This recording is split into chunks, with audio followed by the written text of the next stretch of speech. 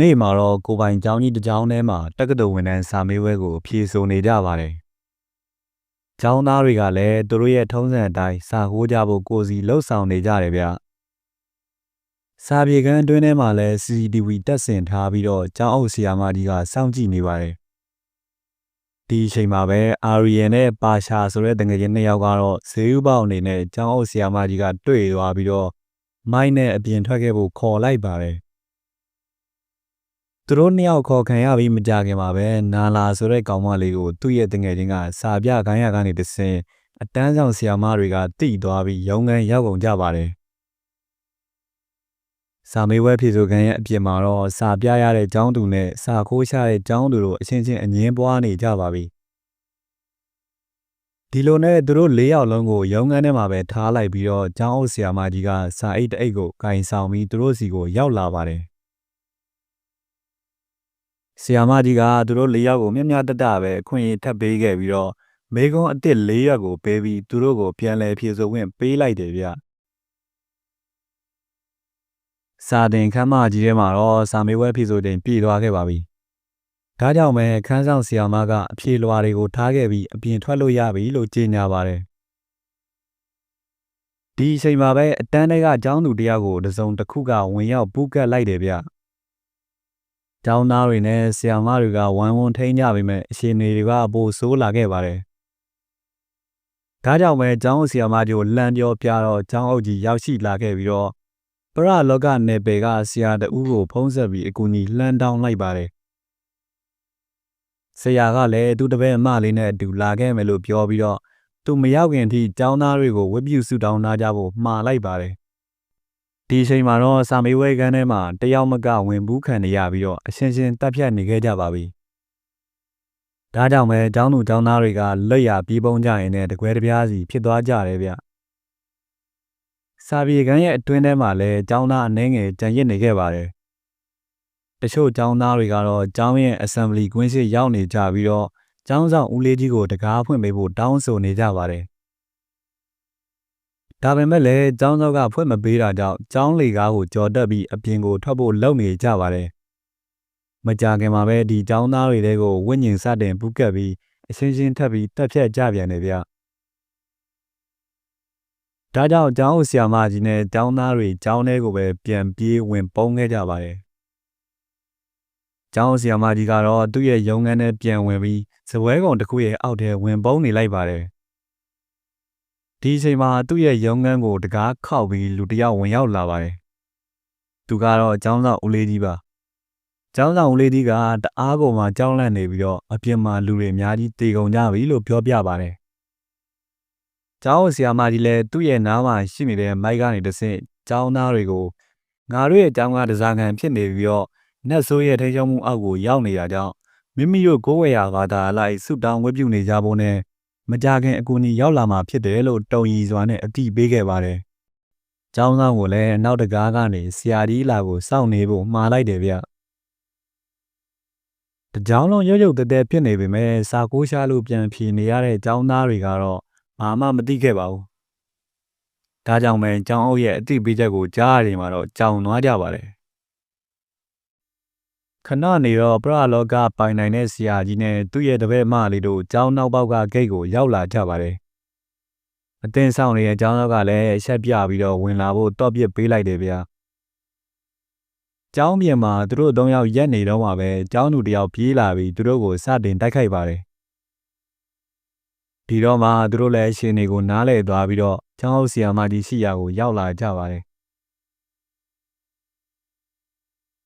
ဒီလိုနဲ့ဆရာကြီးနဲ့သူ့တပည့်မလေးတို့ကပြဿနာကိုအဖြေရှာဖို့အတွက် CCTV ကမှတ်တမ်းတွေကိုစတင်စစ်ဆေးကြပါတော့တယ်။သူတို့စစ်ကြည့်တဲ့အခါမှာတော့စာပြေကုံတစ်ခုကလွတ်နေခဲ့တာကိုသတိထားမိခဲ့ကြတယ်ဗျ။ဒါကြောင့်ကျောင်းအုပ်ကိုမေးတဲ့အခါမှာတော့ကျောင်းသူကရီနာရဲ့ခုံဖြစ်ပြီးတော့ဒီမနက်မှာပဲကျိုးဆွဲကြတည်သွားတယ်လို့ဆိုလာပါတယ်။တကယ်တော့ကရီနာကစာခိုးချခဲ့တာကိုကျောင်းဆရာမကြီးကချိန်ချောက်ပြီးတော့စာမေးပွဲဖြေဆိုခွင့်မပေးခဲ့တာပါ။ကရီနာကိုလည်းကျောင်းရဲ့ဆေးပေးခန်းထဲမှာသွားနေဖို့မှာထားခဲ့ပါတယ်။ခဏနေကျောင်းကသွားကြည့်တော့စိတ်ထိခိုက်ပြီးကရီနာတယောက်သူ့ကိုယ်သူအဆုံးစီရင်သွားခဲ့တာကိုတွေ့လိုက်ရပါတော့တယ် အကြောင်းစုံကိုနားလည်သွားတဲ့ဆရာတစ်ပည့်နှစ်ယောက်ကလည်းကရီနာရဲ့ဝိညာဉ်ကိုထိန်းချုပ်နိုင်ဖို့စေပေးခန်းထဲကိုရောက်လာကြတယ်ဗျထူးဆန်းစွာနဲ့ပဲဇွဲကြိုးချတင်နေတဲ့သူကကရီနာမဟုတ်တော့ဘဲနဲ့ကျောင်းသားတစ်ယောက်ဖြစ်နေတာကိုတွေ့လိုက်ကြရပါတယ်ဆရာကြီးရဲ့တပည့်မလေးကတော့နတ်ဆိုးကကရီနာရဲ့ခန္ဓာကိုယ်ကိုရှာတော့မယ်ဆိုတာသိနေတာကြောင့်လူစားထိုးလိုက်တာလို့ဆိုလာပါတယ်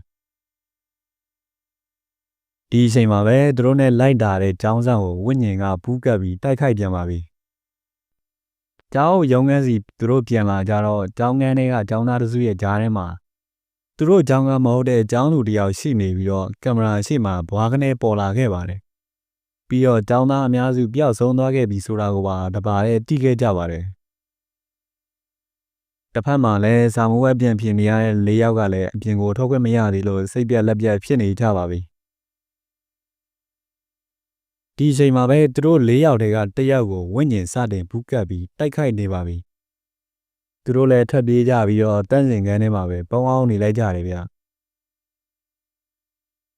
ဆရာကြီးရဲ့တပည့်မလေးကအာယုံခံကြည့်တော့ကရီနာရဲ့လောင်းကကျောင်းဝန်းထဲမှာမဟုတ်တော့တာကိုသဘောပေါက်သွားပါတယ်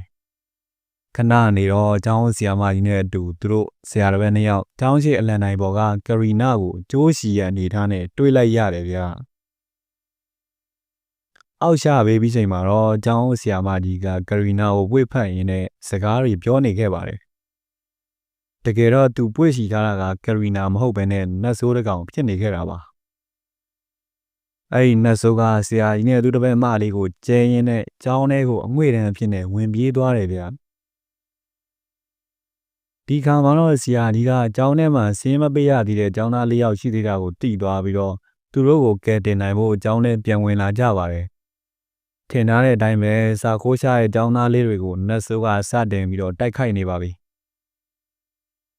သူတို့အချိန်မီရောက်သွားခဲ့တာကြောင့်ကျောင်းသား၄ယောက်ကိုတော့ကာကွယ်ပေးနိုင်ခဲ့ကြပါတယ်။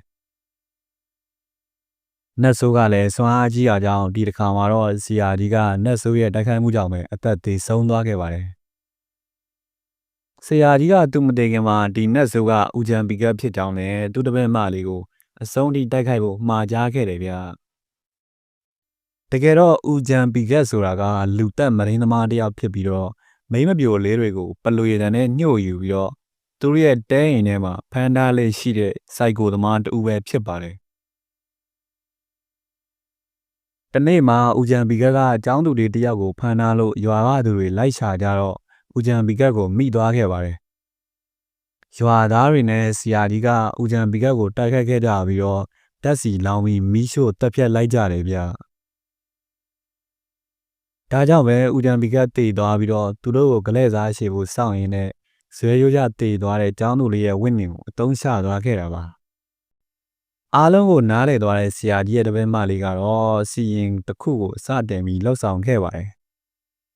သူကလွတ်နေတဲ့ကရီနာရဲ့ခုံမှာကျောင်းအုပ်ကြီးနဲ့အတူထိုင်ပြီးဖျောင်းတဲ့မီးတွေလင်းလာရင်သူတို့ထိုင်နေတဲ့ခုံကိုမီးရှို့ပစ်လိုက်ဖို့ကျောင်းသားတွေကိုမှားနေခဲ့တယ်ဗျမကြခင်မှာပဲဂါထာတစ်ခုကိုရွတ်ဆိုပြီးတော့ကျောင်းအုပ်ကြီးနဲ့ဆရာကြီးရဲ့တပည့်မလေးတို့ထိုင်ုံကနေကြောက်ခွေသွားခဲ့ပါတယ်။သူတို့နှစ်ယောက်ကဦးချမ်းပီကက်ရှိတဲ့နေရာကိုစိတ်လွှင့်ပြီးရောက်ရှိသွားခဲ့ကြတာပါ။သူတို့ရောက်သွားချိန်မှာတော့ပျောက်ဆုံးနေတဲ့ကျောင်းသူတွေကဦးချမ်းပီကက်ရဲ့လောင်အိမ်ထဲမှာရှိနေတာကိုတွေ့ခဲ့ရပြီးတော့ကရီနာရဲ့လောင်းကလည်းအိမ်ရှိမှာရှိနေခဲ့ပါတယ်။ခဏနေတော့ဦးချမ်းပီကက်ရောက်လာပြီးတော့လောင်အိမ်ထဲကကျောင်းသူလေးတယောက်ကိုဆွဲထုတ်လာတာကြောင့်ဆရာကြီးရဲ့တပည့်မလေးကအစတင်တိုက်ခိုက်ပါတော့တယ်။တိုက်ခိုက်ကြရင်လည်းဦးချမ်းပီကက်ကိုမရှင်နိုင်ဖြစ်နေတာမို့ကျောင်းအုပ်ဆရာမကြီးကနောက်ကနေဦးချမ်းပီကက်ကိုဓာတ်နဲ့ထိုးလိုက်တယ်ဗျ။ဦးချမ်းပီကက်အားနေသွားချိန်မှာတော့စာသင်ခန်းထဲမှာဖျောင်းနိုင်တွေမီးစတင်လင်းလာပြီးတော့ကျောင်းသားတွေကလည်းဆရာမလေးမှားထားခဲ့တဲ့အတိုင်းထိုင်ကိုမီးရှို့ပစ်လိုက်ကြပါတယ်။ဒီတော့တစ်ဖက်ကဦးချမ်းပီကက်ရဲ့အိမ်ကလည်းမီးဆွဲလောင်သွားခဲ့ပြီးကျောင်းအုပ်ဆရာမကြီးပါမီးထဲကိုပါသွားခဲ့တယ်ဗျာဒီတော့မှပျောက်ဆုံးနေတဲ့ကျောင်းသားတွေကစာသင်ခန်းထဲကိုပြန်ရောက်လာခဲ့ကြပြီးကျောင်းကလည်းမီးလောင်ပျက်စီးကအသက်မသေးဘဲနဲ့ကြံရစ်ခဲ့တဲ့ကျောင်းသားတွေအားလုံးထွက်ပြေးပြီးတော့လွတ်မြောက်ခဲ့ကြတယ်ပေါ့ခင်ဗျာ